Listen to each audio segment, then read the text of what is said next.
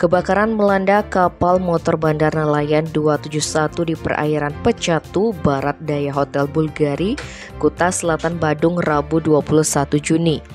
Kepala Seksi Operasi dan Siaga Basarnas Bali Iwayan Suwini menerangkan pihaknya menerima informasi adanya insiden ini sekitar pukul 17.45. Kapal tersebut awalnya lepas sandar mencari ikan dari pelabuhan Benua sekitar pukul 10. Namun sekitar pukul 12 kapal ini mengalami kebakaran sehingga Basarnas Bali segera memberangkatkan 6 personel untuk menggerakkan ride inflatable boat dari pelabuhan Benua menuju lokasi kapal terbakar.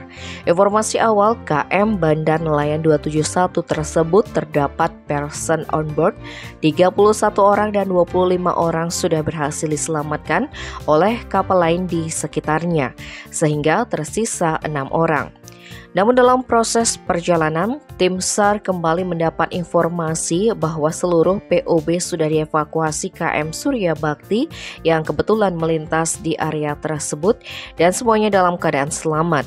Basarnas Bali akhirnya tiba di lokasi pada pukul 18.45 untuk memastikan bahwa kapal yang terbakar benar-benar dalam keadaan kosong.